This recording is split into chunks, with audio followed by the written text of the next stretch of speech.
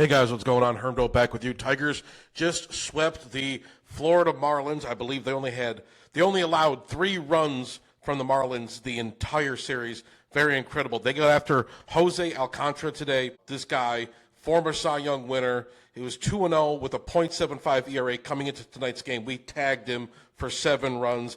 Absolutely incredible. First inning, Dylan Dingler, 2 men on base. Dylan Dingler gets a 2-out, 2-strike home run to left field. 3-0 Tigers right from the get-go. Very exciting. And you figured runs would be at a premium in this game. You got guys like Skubal, guys like Alcantara, guys with hardware, guys that, really dominant right-handed pitchers. Or Terry Skubal's a left-hander, obviously. Really dominant pitchers, regardless of what hand they throw with. But it was excellent. Skubal locked it down at 6 strikeouts.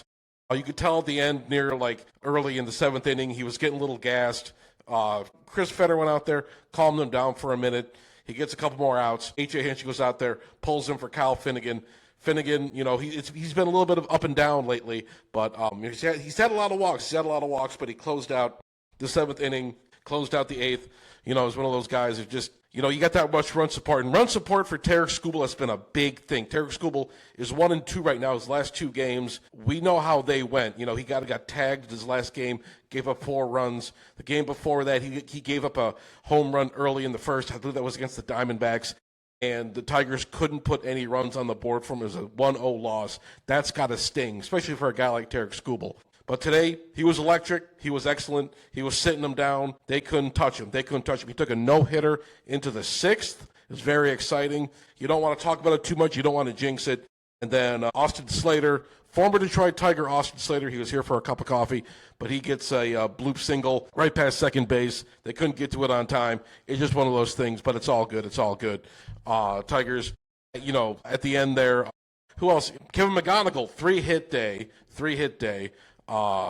His first career home run, gets into the stands in right field. There's a little bit of a negotiation going on between Tiger staff and the guy who had the home run ball. That's a hell of a thing. Kevin McGonigle's first home run ball, first of many, I'm sure, but I don't think the guy gave it up, but that's very interesting, very funny, honestly. Would you give up Kevin McGonigle's first home run ball? I don't think I would. But then Kerry Carpenter followed it up. I believe it was the 5th where he got a 2-run jack. It was incredible. Just looking at the offense come alive, 3 home runs. Then bottom of the 8th, Gleyber Torres hits a single. He's been quiet all day. He has not been hitting that well. He's been getting on base a lot, still has a positive WAR, but he had just not been hitting the ball. But he joined the fun. There's 12 hits in this Tigers game. He got a single. Then there was a wild pitch. Kevin McGonigle ran all the way to third after Torres' single. And then there's a wild pitch to, I believe it was Dylan Dingler. Kevin McGonigle was able to come home on that, expanded the lead to 8 runs. Then, what's his name? Cole, what was the dude's name? He closed it out the game. Connor Siebold, not Cole, Connor Siebold, closed the game out for us. Gave up a home run to Otto Lopez. Not much you could do with it. Riley Green tried his best. He was all the way at the back wall, reached up. It was inches above his glove. It almost went into the hole, that little Caesars hole, in left field. I think if a Tigers hitter gets a home run in there, everybody in the park gets a hot and ready pizza. But, that wasn't the case today. But Riley Green made a valiant effort. Connor Siebold closes it down. And great game from the Tigers.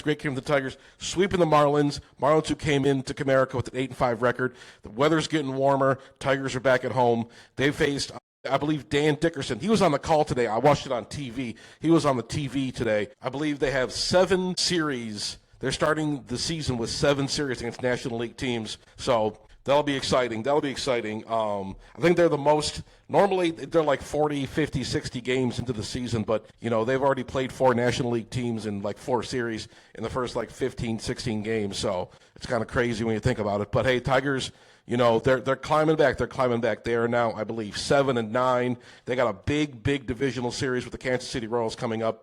It's going to be some good matchups. Lefty-lefty matchup with Framber Valdez and Connor Fagans. Game 1, then it's Jack Flaherty and Kiter Montero, who absolutely shut down the Marlins the other night. Absolutely great performance from him. Just a great overall performance. Like I said before, Tigers pitching staff only let up 3 runs the entire series. And that's, they got some good bats in the Marlins. They got some good bats, but they were able to get to Jose Alcantara.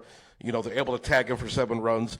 You don't get that. Savor that, guys. Savor that. That's absolutely incredible. But we got a series with the Royals coming up soon. But, yeah, that's all I got for you guys for right now. Great performance by the Tigers. Excellent win, scoring 8 runs. Beautiful. You love to see it.